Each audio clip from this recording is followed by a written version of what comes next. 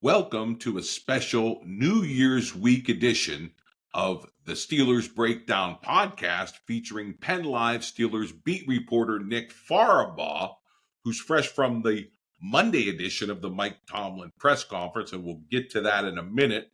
But the headline is Tomlin and company are trying to fumigate the stench that has built up over a 3-game skid in December that leaves the Steelers facing the Bengals they are in the playoffs, but in terms of the seeding, that is yet to be determined. What was really interesting is gauging the mood of Steelers Nation, and with the Steelers playing and losing on Christmas Day to the Chiefs, the Steelers fans were watching a lot of other football and reacting to it. And you saw Kenny Pickett back with the Eagles slinging the football before getting injured. But there was a lot of revisionist history I was noting on social media about that. You had Brian Flores calling like a grandmaster, chess master defense in a primetime game against Green Bay, and a lot of envy over that he could have stayed with the Steelers, but then moved on. You had, of course, Joe Burrow, who will be facing the Steelers this Saturday. Yeah, another scheduling quirk from the NFL, and we're not happy about that either, but looking surgical in overtime. You had T. Higgins catching tutty after tutty and inspiring some Pittsburgh pipe dreams about making him the wide receiver too in 2025. But with that New Year's Eve just hours away and the birth of baby New Year 25 soon thereafter, things aren't very happy in Steelers Nation. There's a lot of grousing. There's a lot of angst. The Steelers are at home at Acrisure. They're underdogs. They're facing a red-hot Burrow and company on offense. There's not a lot of optimism for these Steelers, but Mike Tomlin insists to the media that they have been going over what happened against the Chiefs, the defensive debacles, the squabbling among the defensive stars. He actually thought that was a positive thing, and that this conflict and confrontation could finally hammer out some of the communication issues that the defense has been suffering from. So let's go right to Nick for the state of the Steelers as we head into this Saturday night primetime game that will be kicking off right on the heels of the Ravens-Browns game, which will determine whether the Steelers still have a shot at the division. I don't think it's going to happen, but that's the stage that's being set by the NFL. So, Nick, what were your takeaways from Tomlin's remarks, this idea that they're still trying to find solutions, that the defensive bickering is a good thing? You know, what's going on with the Steelers? Yeah, I mean, I don't think he's entirely wrong, because we also had a locker room today, and we talked to Patrick Queen and Alex Highsmith, which I thought was cool, having two leaders, but Queen specifically, because he was one of those players that did call out defensive teammates, right? He called out guys not doing their job. Deshaun Elliott obviously was the most outspoken of those guys, where he said that there's just guys running wide open, you have to do your job, etc. Cam Hayward said something similar, TJ Watt. I mean, all these guys were saying things. And that led to this whole like witch hunt of like, oh, who's the guy? Guys, the answer is it's not one guy. It's multiple guys. And here's the thing. The Steelers defense has busted coverages at both levels, not just the secondary, but in the linebacking. So Queen, Roberts, Wilson, all three of them have busted coverages. Minka's busted coverages. Cam Sutton certainly has busted coverages. If you wanted to look at like one guy that busted more coverages than anybody, it's probably Cam Sutton. But again, they're not just calling out one guy. I'm not going to place the blame on just Cam Sutton or just Minka or just Patrick Queen or just whoever you want to put in there. So I think that's the biggest thing, is this is a unit-wide problem. The back seven has to communicate better. Because they're killing the Steelers' pass rush. I think that's the issue here. Is the Steelers' strength defensively is their pass rush. TJ Watt, Alex Highsmith, Cam Hayward, Keanu Benton, all these guys, Nick Herbig, that have become such great pass rushers, are being neutralized because Patrick Mahomes gets the ball out in 2.4 seconds because there's a guy wide open all of a sudden because you busted a coverage back on the back end. I think that's become the significant story of the last few weeks is the Steelers front hasn't been able to eat because their back end's busting coverage. And I think that is significant when we look at it. And so I think Patrick Queen kind of revealed the issue here is he said there's just a lack of trust and faith among each other. And what I mean by that is not that they can do it. It's that they don't trust guys on a down-to-down basis to do their 1 of 11. I think that's what's going on here is Minkah Fitzpatrick's trying to make a play because he doesn't trust this guy to make that play. You're seeing Cam Sutton maybe try and make a play because maybe he doesn't trust somebody on the back end to make the play. There's a lack of trust. Patrick Queen's trying to jump this gap because he's trying to make a nice read and get a TFL, but maybe you should just stay in your gap. Like I think there's just things with the team overall that there is not a lack of cohesion. And Mike Tomlin's way of describing it was maybe it's partially the injuries. Maybe guys didn't have trust in James Pierre. Maybe they didn't have trust in DeMonte Casey. I don't know if that's true, but maybe that's part of what's going on here. Maybe they don't have trust in the backups. But they need to have trust in each other. You can't, if you're not confident in each other doing the 1 of 11, you're just not going to be a successful unit. And that's what's happening right now with the Steelers is I think they're communicating.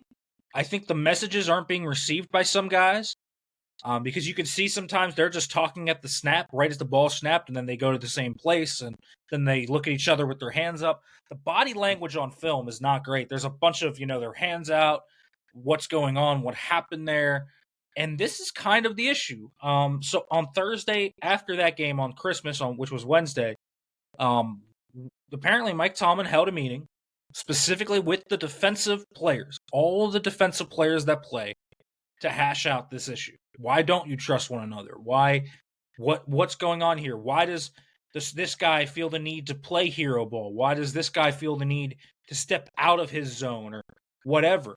That is a significant issue. And so there's got to be a cohesiveness. There's got to be a trust that you do your job. And I think that's going to be the key here, John, going forward is can they gain their trust back? They've done this just fine, right? They've done this at times all year. And I think it's become an issue. It's just a lack of trust in each other. And so they're going to be fully healthy. Joey Porter Jr. is expected back this week. He was the only starter they didn't have against the Kansas City Chiefs. So he'll be back. So they'll have their full cachet of guys. And so those guys need to trust each other. They need to trust that they'll be able to cover their man. Even if there's a clear mismatch, even if it's Dante Jackson against Jamar Chase. I know you don't love that matchup. You got to trust it. All of that has to kind of come together. There has to be a cohesiveness. There has to be a trust among these guys. And, there's other basic schematic things like how can they pass off 3x1 sets, those bunch sets a little bit better because those are getting to them. How can they communicate when teams go hurry up a little bit? That's gotten them a little bit. But this lack of cohesiveness, this lack of trust, this lack of faith, as I think Patrick Queen said, it's just about having faith, trust in one another. That's what they need. I think that's going to be what's going to kind of put them together, coalesce them together. That's going to be what helps them. And so they're going to have to get to that point. In this game, you're going to have to make Joe Burrow and Jamar Chase earn it. Joe Burrow and T. Higgins earn it. I did think, at least the last time they've been in Cincinnati, I know they allowed 38 points in that game. Well, 31, I guess, technically because of the pick six. I know they allowed 31 points in that game. But they did make Joe Burrow earn it. He had to make Joe Burrow plays. What can't happen is Joe Burrow sitting back in the pocket and T. Higgins is wide open on a busted coverage, or Jamar Chase is open on a busted coverage, or whatever, right? That just can't happen because look at what happened when Patrick Mahomes was sitting back there just dicing it up to Travis Kelce out of all people, right? I mean, you're letting Travis Kelce wide open. I think that's where things get that you can't let it happen. If you get beat by playmaking, so be it. At least you did the assignment right. You can't make it easy for them.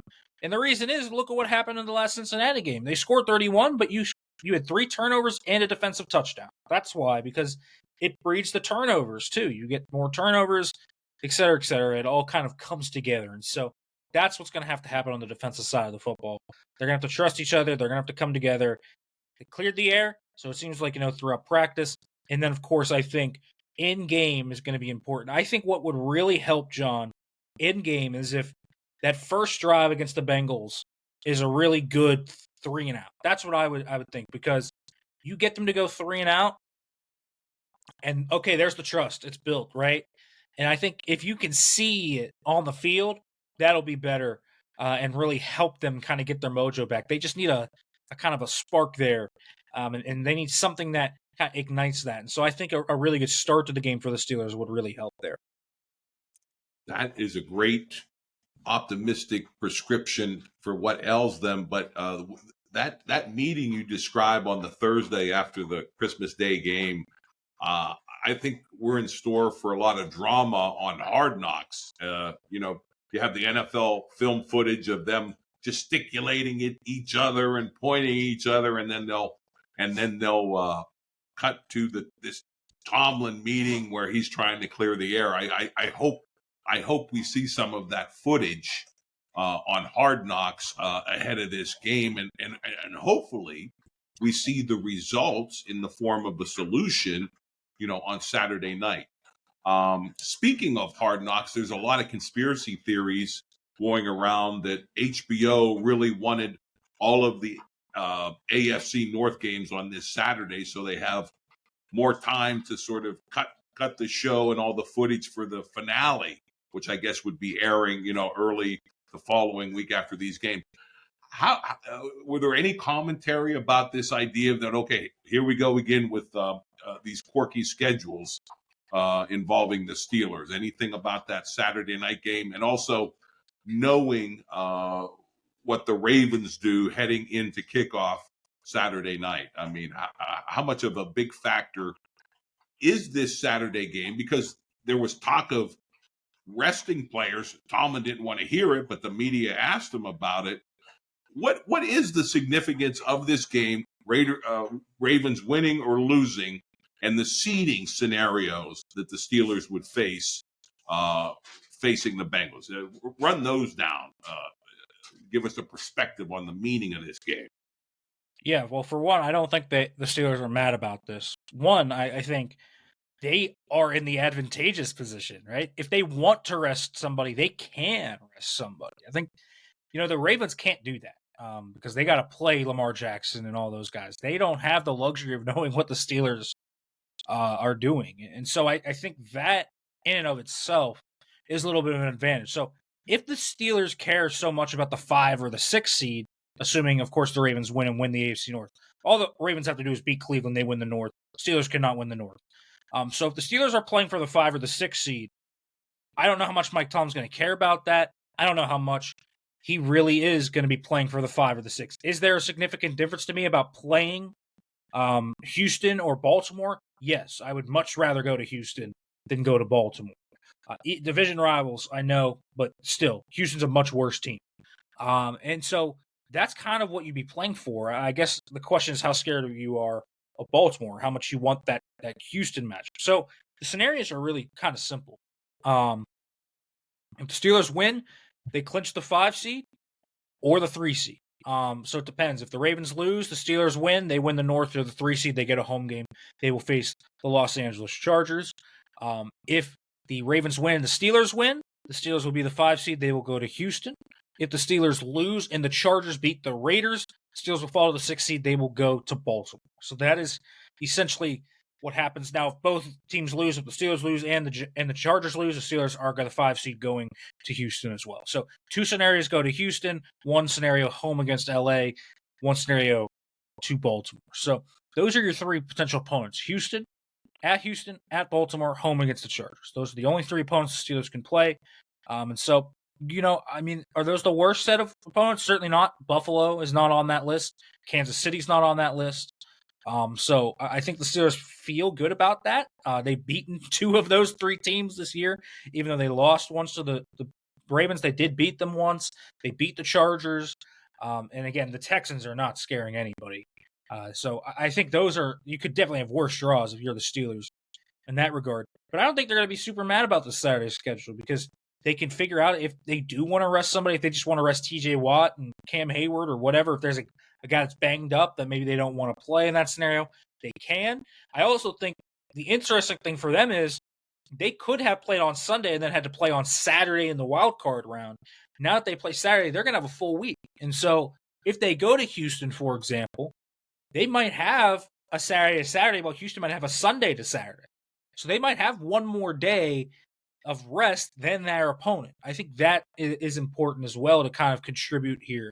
The Steelers will not play on a short week in the wild card round, which I think is also an advantage. So I don't think they're super mad about this, mainly because it's not like they just played on Sunday, right? They played on Wednesday. They're still going to have 9 days of rest, 10 days since the game. So they will be more than healthy, and they are very healthy. Mike Tomlin came out of that today. There is no one that was ruled out. In fact, I don't think anybody's going to be out on the list this week because of injury. It sounds like Joey Porter Jr. is going to be back. Ben Skoronek's going to be back. No one really got injured. Cam Hayward, I know, went down. He's fine. Everyone else was back, obviously, against the Chiefs is fine as well. Justin Fields will be back this week. Jaylen Warren, Corey Trice got a little banged up, but it's nothing serious. They're going to play too. So, even like bumps and bruises, minor injuries, they got basically, a mini bye to rest those. So they're going to be healthy, and they're going to have a full week to prepare for a wildcard game. I don't think the Steelers are going to be complaining about that at all, and we'll see of those three opponents who they get. I think preferably they would get Houston if they don't win the North, obviously. I think preferably, ideal case scenario, you win the North, 3 seed, home game, Chargers. Fine. Chargers are honestly, you can argue the Chargers are a better team than Houston right now, but do you want that home game? You want to win the North? I get it. But Houston is, I think, the worst team out of those three, and I personally would want that draw. It's not a guaranteed win for the Steelers, but I certainly think the Steelers would be favored at Houston. I do. If I'm Vegas odds makers, I think they'd be favored at Houston. Interesting. Yeah, certainly that's the consensus on Steelers social media, that they would like to see the Steelers win, lock up that 5 seed so that they get the ticket to Houston. And just listening to Tomlin, and he talked about the stench of these losses. I mean, he wants to win to help fumigate, what's happened, what's transpired, and get that momentum and a better taste in their mouth heading into the postseason. So that's a factor too. Let's go, because we talked a lot about the defense at the beginning, but turnovers, untimely turnovers, are still a problem on offense.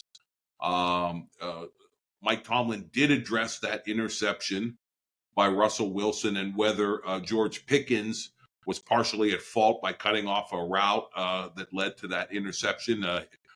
Give us the lowdown on that, and then also what is the progress maybe that you're still seeing on offense, but also what is holding this team back offensively, especially if they get into another shootout with Joe Burrow and company on Saturday.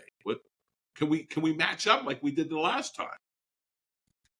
Yeah, it's an interesting question. And the Steelers, I think specifically when we were talking about that George Pickens play, it's hard because I think within a play, I don't know what the play is. I've seen a similar play, but is George Pickens trying to make a play? Similar to how we've been talking about the defensive side. Is he trying to play a little hero ball and cut that route off? Because we see top quarterback and wide receiver duos all the time ad-lib, right? They maybe do things outside the structure of the play, do something a little different than what's on the sheet. Is he trying? Maybe George Pickens saw a look that he liked and broke off that route and thought Russ was going to get it to him, but Russ had predetermined that he was going to rocket it up the seam to Fry. That's possible. It's possible that he just ran the wrong route and just didn't want to fight through press. That's possible. So I don't want to take the dystopian view of it. I think you could very easily and say, oh, George Pickens gave up on that route. This is another indictment of George Pickens. And listen, it might be. I don't know for sure, though. I don't want to crucify a guy not knowing for sure, right? If there is a clear as day mess up there, then I mean, there was a mess up in some capacity on this play, but I don't want to say it's out of malice. It might have just been a more of a lack of attention to detail than a maliceful act. I think that's something that there's a fine line sometimes, I think, in football, specifically on that play. Because, again, he might have just been trying to make a play. And here's the thing. Justin Reed, the chief safety, said he was never concerned with George Pickens. He was going to prime the whole way.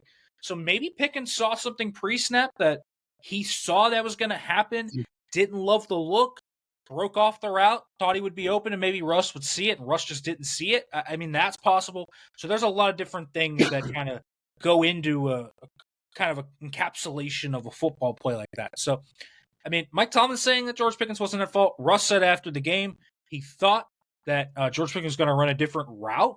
And so maybe there's a middle point there. I think that maybe, George Pickens actually saw something pre-snap, ran a route to try and give Russ a play, thought they had the chemistry there. Russ just didn't see it, threw it up the seam to Freiermuth. Bad play, et cetera, et cetera. You get him next time. So all that comes into effect. And so, yeah, that's kind of the big thing is those two statements don't necessarily have to contradict one another. Russ is saying he thought George was going to run a different route, and Tomlin's saying that George's route running specifically had nothing to do with that play. Those do not have to be one or the other. Those both can live in the same universe, and that's kind of the explanation if you put those two together. And again, it could be that George Pickens ran a wrong route and gave up on it, and Tomlin's just protecting.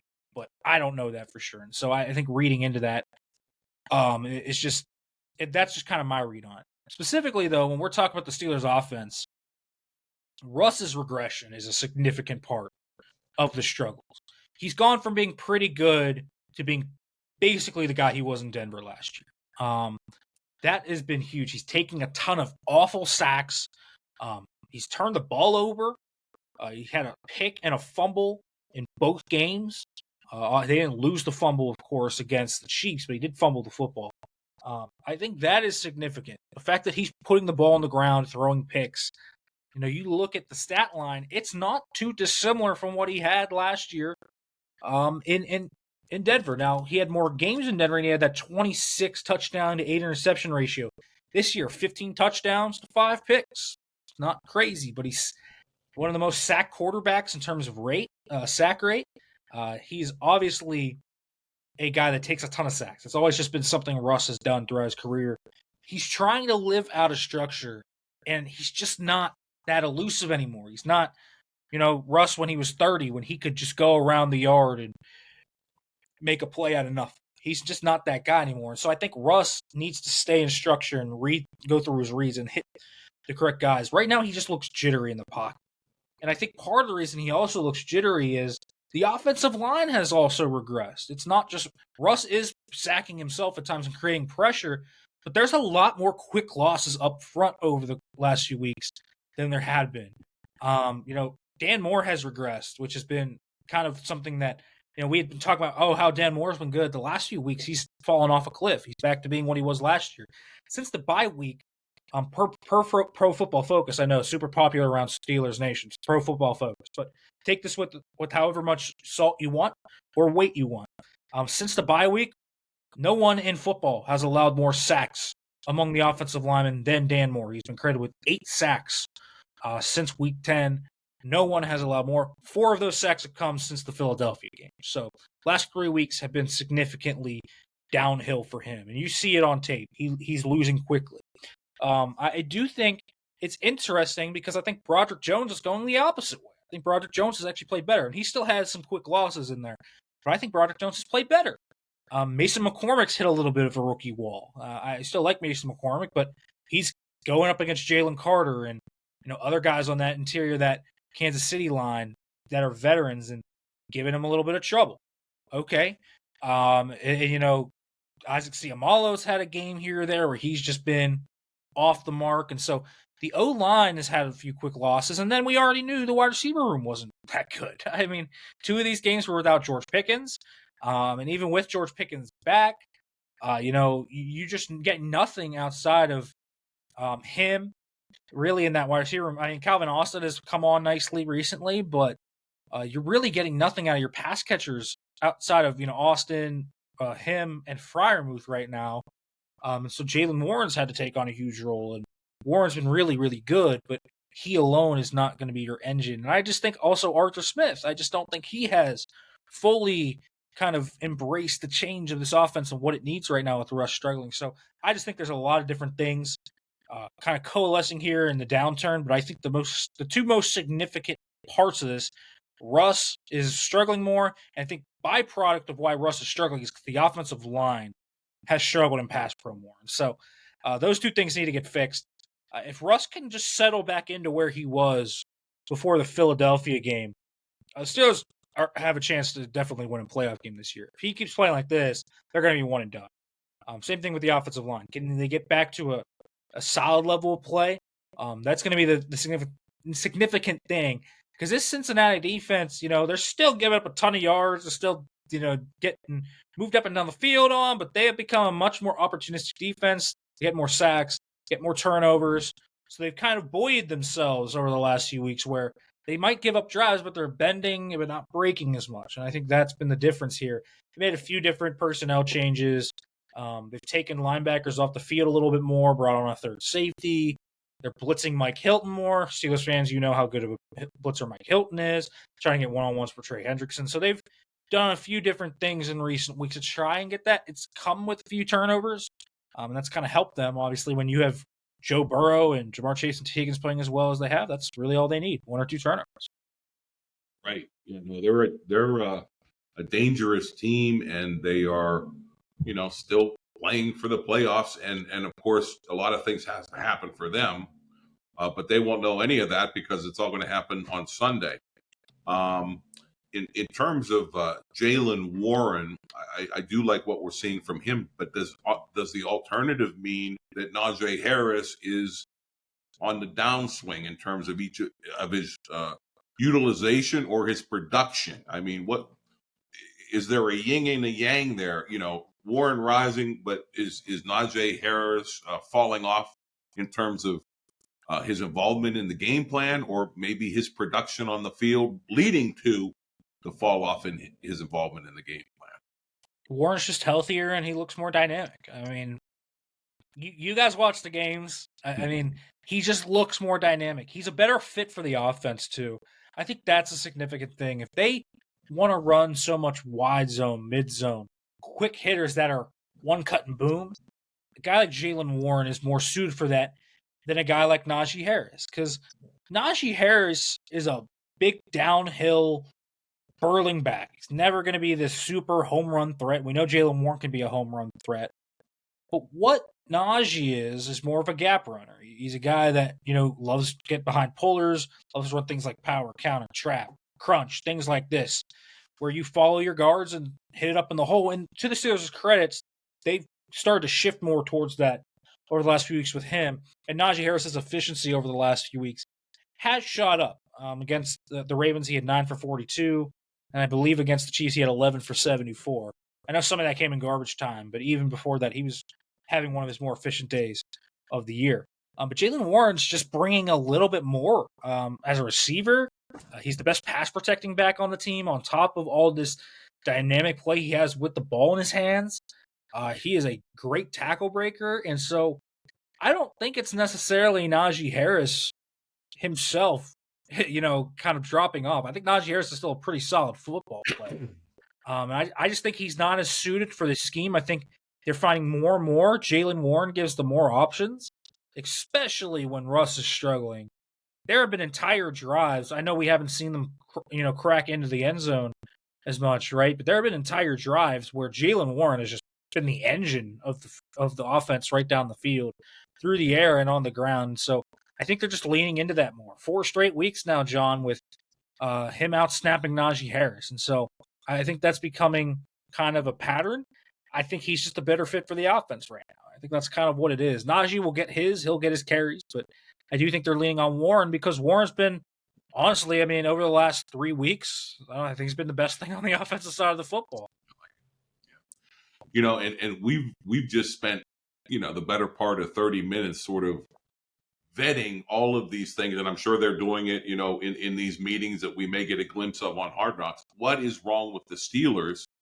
And on one of the pregame shows yesterday, they asked that, one of their analysts the question, and he had a very simple answer. They've just played better teams the last 3 weeks. Could it be as simple as that we're going up against the NFL measuring stick and finding ourselves still wanting, that there's still a gap between the Steelers and the elite teams that we've faced these last 3 weeks?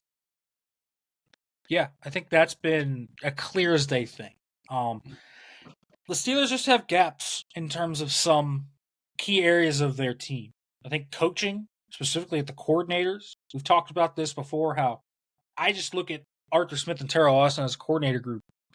Very average group of coordinators. I think you've run into better groups of coordinators. So I think you're seeing coaching. I think specifically on the defensive side of the football, we're seeing the Steelers coaching deficiencies pop up. To where Let me ask you, since it's a big question, especially in light of the Vikings' victory yesterday, was there ever a thought by Tomlin and the team to keep Brian Flores as defensive coordinator rather than let him go? I mean, no. Why not? Well, because you have to imagine, first of all, the whole turnover thing, where the Steelers, they forced a ton of turnovers. That's Terrell Austin. He started that. He's also a veteran defensive coordinator. It's not a Matt Canada situation where Matt Canada basically was straight up unqualified to be an NFL offensive coordinator. Terrell Austin's been a defensive coordinator in Detroit and Cincinnati before this. So he was qualified, right? He'd been an NFL defensive coordinator for 5 seasons before coming to Pittsburgh. And so Tomlin really liked Terrell Austin. He'd been close with Terrell Austin. And he liked his vision for the defense, which was turnover heavy, this 3 safety kind of, it was kind of a little tweak to the old 3-4, right? Bringing that extra safety. That's been Terrell Austin's specialty. He brings a different perspective. He brings the secondary perspective rather than the front 7 perspective after Keith Butler. And I just think the way Flores was hired, too. Remember how Brian Flores was hired in Pittsburgh. This was during the time when Brian Flores got fired by the Dolphins. He had that lawsuit against the NFL. Basically, no one was hiring Brian Flores even for an assistant job, and Mike Tomlin was like, I'm not going to let that happen. And I mean, remember, Brian Flores reached out to Mike Tomlin not even as like, I want a job, just more, can you guide me through this, right? Can you guide me through this? And then Mike Tomlin, eventually it became clear, he's not going to get hired. You want to come to Pittsburgh? Got cleared. They hired him. He was a senior defensive assistant and then left. That felt like a 1-year launching pad. So the Steelers never thought of this. Now, you can argue certainly that they should have thought about this proactively, but the Steelers always think of things reactively. The Steelers, I do think that is one thing about Mike Tomlin that, and the organization at whole, that you can really get on them for. I don't think they kind of sniff out problems before they become big problems. I think they kind of let it happen and then the change is made, right? They are not proactive, they are reactive to results. So the process of this all, you can question, but I don't think it was ever a thought. But as I mentioned, the coordinators, I just think are average, and we'll talk about Terrell Austin probably after the season and his future. We'll see about that, but that is going to be a significant discussion point this offseason. I also just think, from a roster construction standpoint, wide receiver, it's coming to roost. Okay, they don't have the wide receivers. And more importantly, what people are not talking about enough, I think they're starting to realize it. Guys, they don't have the corners. Cornerback is a massive issue with this team right now. Dante Jackson, the 5 picks are nice, but all year long, the signs have been there that his numbers were going to come back down to earth. He was not playing as good as the 5 picks said. And I think that's become pretty clear over the last few weeks, that he is not as good as those 5 picks say he is. He's a fine corner too, but he really isn't a bona fide top corner too, like some people were chirping about. And so I imagine that will be a position. They don't really even have a nickel corner they can trust, being Bishop Orcamp's son. So I imagine those 2 spots, corner 2 and nickel corner, are going to be 2 of the biggest areas they are going to hit. I think right now, honestly, I think they view corner as their biggest need over receiver. Now, it doesn't mean they're not going to make a run at receiver. They're going to make a run at T. Higgins. You want to bet? Mm-hmm. You talk about that Pittsburgh pipe dream. They're making a run at T. Higgins if he hits the open market. I don't know if they're going to land him, but they are going to make a run at him. But those are the 2 top needs, corner and receiver. And then I just think, what happens when Russ isn't playing super well? The O-line is still young and kind of coming together. You wanted one of your solutions to be Troy Fautano. You're still missing him. James Daniels out for the season. So you're going through the rockiness of having young guys. And so all of this is just kind of coming together, and that's what's happened. The Steelers are not a Super Bowl roster. They're not a Super Bowl roster. There are people that I've seen that have said this season's not going to be a successful season unless they go to the Super Bowl. That's incredibly unrealistic. This team this year was never going to the Super Bowl. They were never going to the Super Bowl. It's just not a good enough roster with not a good enough coaching to raise the ceiling to be a Super Bowl team. And that's the facts of it. And so they are a team, if they go to the wild card round, win a playoff game, and lose the divisional, that's a successful season to me. You crack the drought. What did Art Rooney say in January? We're tired of the playoff drought. We want to win a playoff game. If the Steelers go 11-6, 10-7, and win a playoff game, successful season. It is. Because this team right now, it's not a Super Bowl team. It's, as you mentioned, John, there's a separation between them and Buffalo and Kansas City. They're not quite there yet. With another offseason, with a few more splash moves, like a T. Higgins, for example, you might be able to reach that echelon. But they're not there quite yet. This was always a year of transition. Like, I think people forget how much transition Pittsburgh had this offseason. They got rid of all three quarterbacks. So they have three new quarterbacks, a new OC, nearly an entirely new wide receiving room. They brought in almost all new linebackers aside from Elaine Roberts, so Patrick Queen. So basically the two quarterbacks, being the quarterback of the offense and the quarterback of the defense, being the inside linebacker, both changed. They had a significant overhaul in the secondary too. Patrick Peterson, Levi Wallace, all the guys at nickel, gone. Dante Jackson, Deshaun Elliott, others in. So they had a lot of change this year. And this was always just a year of, okay, how do we kind of get away from the mistakes that we made in the early 2020s, and how do we reshape that here later now to maybe compete in 25 and 26? This was always a transitional year. They never went into this year going Super Bowl or bust. And so a wild card berth and a playoff win is a successful season for the Steelers by any measure of the preseason, by the preseason determinations. And sure, if your argument is, well, expectations changed, they were 10-3. They weren't that 10-3, if you know what I mean. There's different levels to 10-3. They were never that 10-3. And I think that's important to kind of put into perspective. And that's why we have you here, Nick, to put that in perspective. And that was great context on the whole saga with Brian Flores, because there's a lot of piners that why we let him go. And also, just talking about the cornerbacks and previously when we opened the show, you talked about how the blown coverage just negates the pass rush. If the quarterback can process the throw, in a couple of seconds, you lose the strength of your defense by negating the pass rush. So that's great analysis. And let's just go with a parting shot, just your gut feeling heading into this regular season finale with the Bengals. How do you see this game going? Yeah, I mean, it's a tough game for the Steelers just because of what's been going on, and Burrow, Chase, and Higgins are just playing so well. But if the Steelers can get back to where they were, taking care of the football, I think they'll be able to move the ball in this defense. I think they'll be able to score. They're fully healthy now. I mean, the Steelers really don't have many excuses. And so I think they're going to win this game. I do. I do think they're going to win this game. They're at home. So they're at home against a familiar opponent. It'll probably be a close shootout again. But I do think the Steelers kind of had this clearing of air thing. They had a few days to rest, get healthy, examine everything. I think that was good. It was a good way, to hit the reset button. Say, okay, this is gone. We're going to try and get this out of our system. And so I think they're going to win this game. I think they're going to come back, claw there. I think what is going to be happening is after Saturday, you will be saying the Steelers are going to Houston. That is my guess. So I think they're going to win in a shootout, and they will go to Houston as the 5 seed, and we will see what happens from there.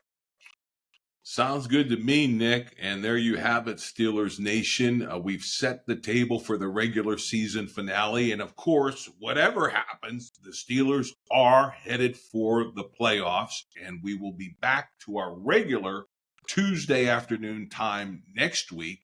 We'll see you in 2025. And until then, go Steelers.